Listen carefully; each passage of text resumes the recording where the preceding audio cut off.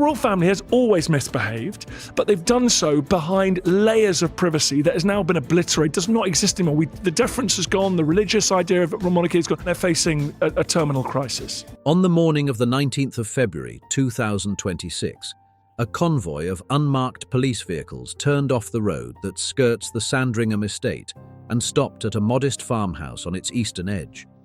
Police in unmarked cars arrive at Sandringham to take the King's brother into custody.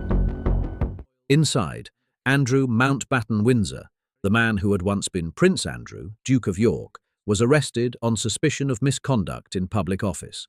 Britain's former Prince Andrew has been arrested on suspicion of misconduct in public office. Now known as Andrew Mountbatten-Windsor, he was taken into custody in Norfolk just a short while ago. It was his 66th birthday.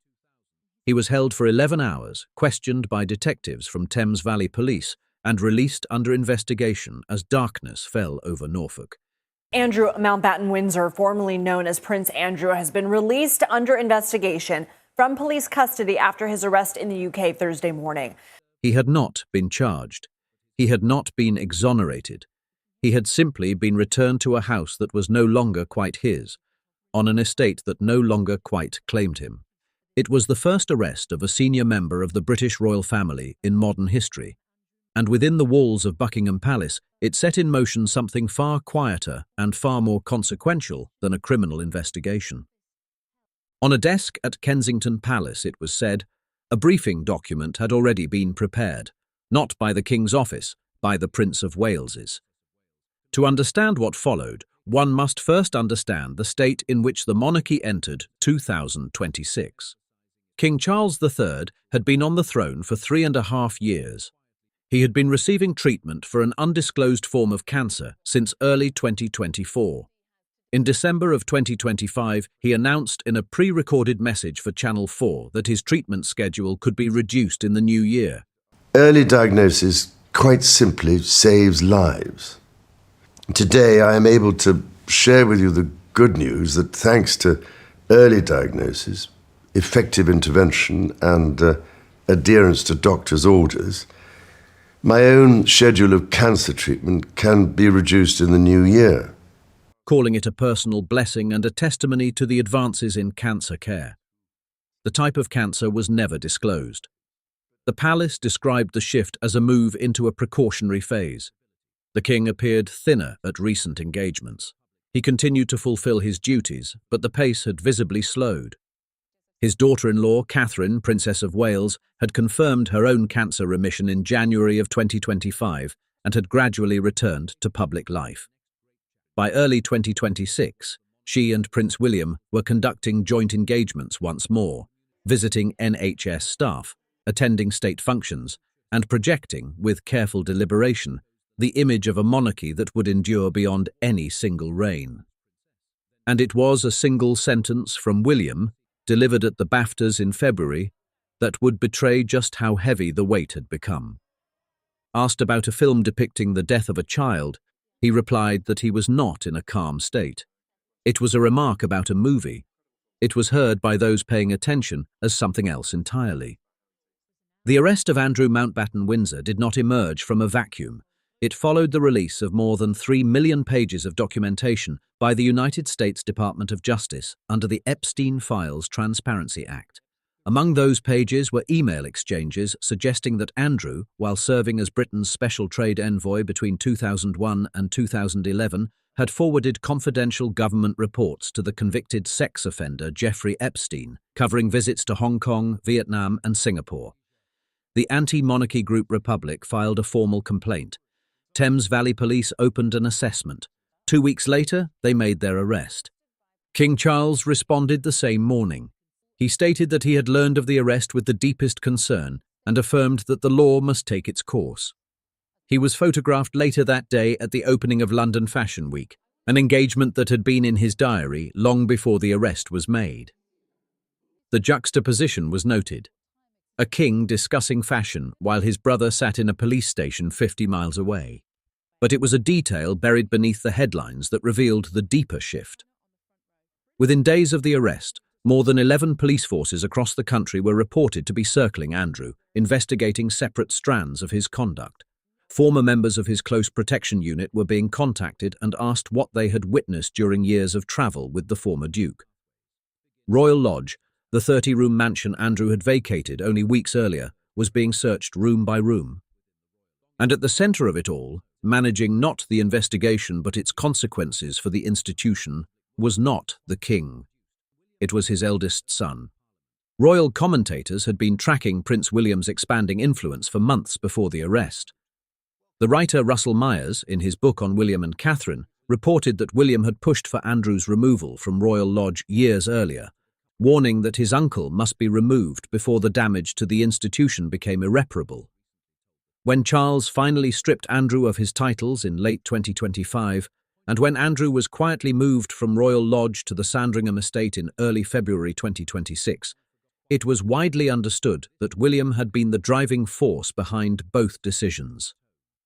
In the aftermath of the arrest, that influence reportedly hardened into something closer to operational authority.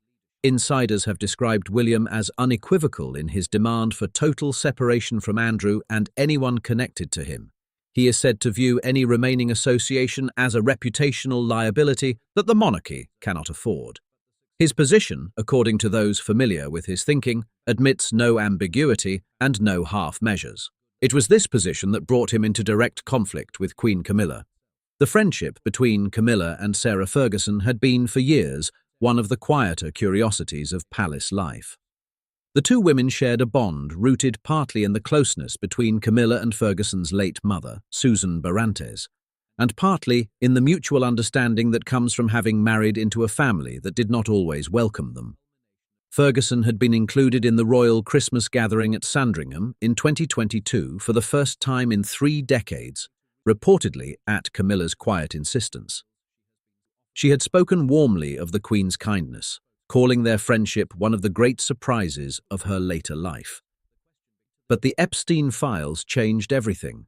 Ferguson's name appeared frequently in the released documents. Her extensive correspondence with Epstein, in which she called him a generous and supreme friend, became public knowledge. Her charity affiliations collapsed one by one. She was stripped of her title. By early 2026, sources close to Ferguson described her as feeling ghosted by Camilla, abandoned without warning or explanation and left to process the fallout alone. William, according to reports, viewed Camilla's lingering reluctance to sever ties with Ferguson as a strategic vulnerability.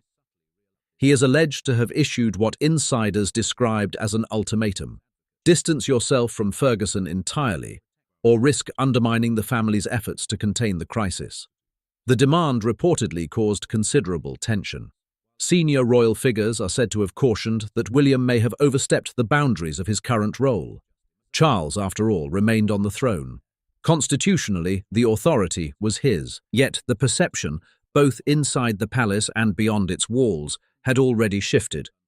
One source, speaking to a royal commentator, put it plainly: it creates the impression that the crown is effectively his already, even though, formally, it is not.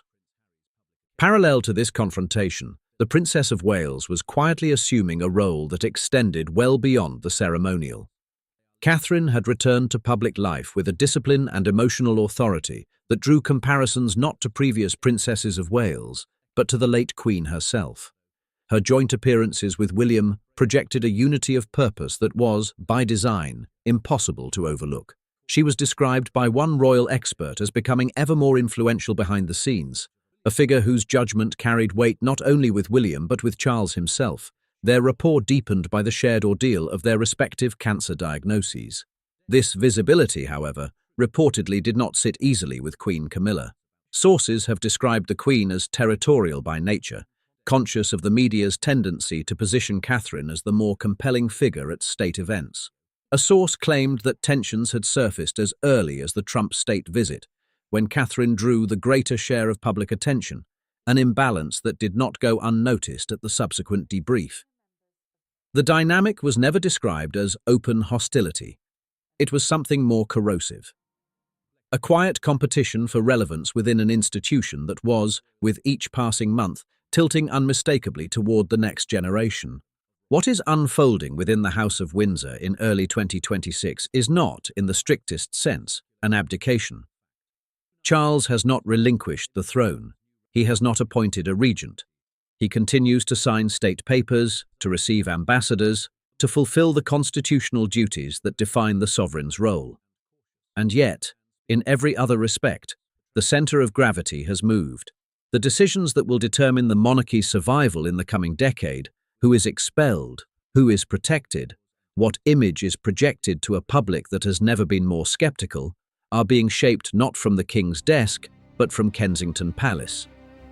It is a transfer of authority conducted not through statute, but through force of will. William, described by those who know him as strong-minded and stubborn, is not waiting to be king. He is acting as though the future has already arrived. Whether that future includes a meaningful role for Camilla, or whether the Queen will find herself gradually marginalized as Kate ascends, remains the question the palace cannot yet answer. The monarchy has survived for 1,000 years, not by resisting change, but by absorbing it.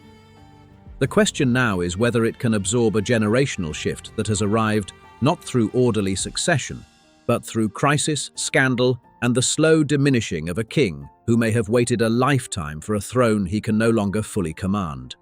And on the desk at Kensington Palace, the briefing papers wait, unsigned but ready, as though the hand that will sign them has already been decided.